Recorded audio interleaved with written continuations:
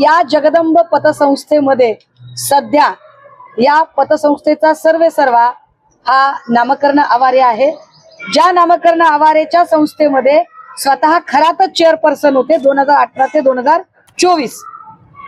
पुढे 3 अपत्य असल्याने सहकारी संस्थेचा चेअरमन होता येत नाही असं म्हणत ती चेअरमनशिप नंतरच्या काळामध्ये थोडीशी ही झाली होती। 15 वर्षापासून हा जो आवारे आहे हा 15 वर्ष शिवनिका ट्रस्टवर संचालक होता। म्हणजे शिवनिका ट्रस्टवर आवारे आणि आवारेच्या बँकेवर खरात या दोघांचे आर्थिक हितसंबंध आहे। 1 वर्षापासून आवारे आणि खरात हे दोघे जरी वेगवेगळे असले तरी सुद्धा मुळात खरातची भोंदूगिरी वाढवण्यासाठीच सगळ्यात पहिलं कॅम्पेन चालवलं ते आवारेने चालवलं। कारण आवारे त्या काळामध्ये स्टाईसचा मेंबर होता। स्टाईस काय आहे? सिन्नर तालुका औद्योगिक सहकारी वसाहत संस्था। ही सिन्नर तालुका औद्योगिक सहकारी संस्था या संस्थेमध्ये जे 400 उद्योजक आहेत त्या 400 पैकी 12 उद्योजकांची मिळून एक संचालक कार्यकारिणी बनते। त्या 12 पैकी एक हा आवारे होता। आवारेने त्याला बसायला जागा करून दिली खरातला। तिकडे येणाऱ्या प्रत्येक उद्योजकाला जर काही अडचणी येत असतील, व्यापारामध्ये बिझनेसमध्ये काही कमी जास्त होत असेल तर आवारे लगेच सांगायचा तुम्ही जरा खरात गुरुजींना हात दाखवता का, खरात गुरुजींना पत्रिका दाखवता का। असं करून एक एक इंडस्ट्रियलिस्ट खरात पर्यंत पोहोचवायचं काम आवारेने केलं। आवारे एवढ्यावर थांबला नाही। आवारेने जे पुस्तक लिहिलं असा मी नामकर्ण, या पुस्तकामध्ये साधारण 18 पानं आहेत। पान क्रमांक 67 पासून पुढची ही जर पानं वाचली तर लक्षात येईल आवारेने जाणीवपूर्वक ठरवून खरात कसा सिद्ध पुरुष आहे हे सांगणाऱ्या चमत्कारिक कथा लिहिल्या। म्हणजे बुवाबाजी वाढवण्याचं काम हे आवारेने केलं।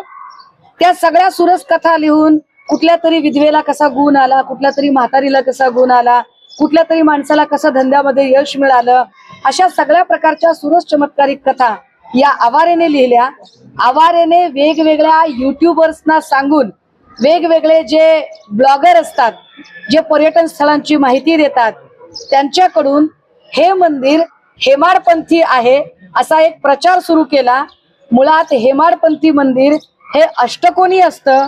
ईशान्येश्वर मंदिर हे साधं चौकोनी मंदिर, अगदी आत्ता आलेलं मंदिर, परंतु या मंदिराला स्वयंभू बनवणे, या मंदिराला हेमाडपंथी ठरवणे, या मंदिराचा प्रोपोगंडा करणे, या मंदिरात मोठमोठ्या नेत्यांची उठबस करणे, या सगळ्यांमध्ये जो सगळ्यात महत्वाचा हात आहे तो नामकर्ण आवारेचा आहे।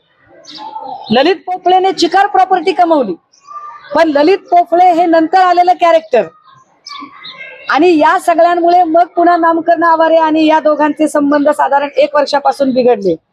जेव्हा नामकर्ण आवारे पत्रकारांना किंवा सगळ्यांना सांगतोय की मी 1 वर्षापासून त्याच्याकडे लक्ष देत नाही किंवा माझा आणि त्याचा संबंध नाही, तर मग जर संबंध नाही तर नामकर्ण आवारेने तेव्हाच खरात हा भोंदू आहे, खरात चुकीचं वागतोय, खरात बायकांचं शोषण करतो ही गोष्ट नामकर्ण आवारेने पुढे का आणली नाही?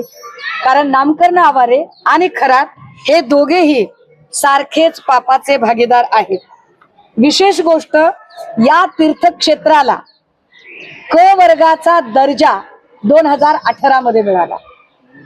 2018 मध्ये मिळाला दर्जा। आता मात्र वेबसाईटवर ती माहिती दिसत नाही, पण 2018च्या यादीमध्ये या क्षेत्राला तीर्थक्षेत्राचा दर्जा देण्यासाठी कोण कोण लोक होते हे सुद्धा एकदा बघितलं गेलं पाहिजे।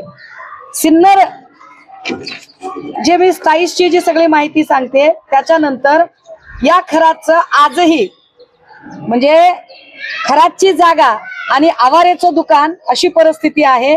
सिन्नर गावातलं हार्डवेअरचं दुकान आजही आवारेचं दुकान आहे आणि खरातच्या जागेत आहे। दोघांचे फायनान्शियल आताही एकत्र संबंध आहेत। या 31 मार्च 2018 हा क वर्गाचा दर्जा आहे हे मी विसरून जाईल। आणि हे कुणाच्या काळात झालेला आहे तर 2018 साली महाराष्ट्राचे पर्यटन मंत्री जयकुमार रावल होते।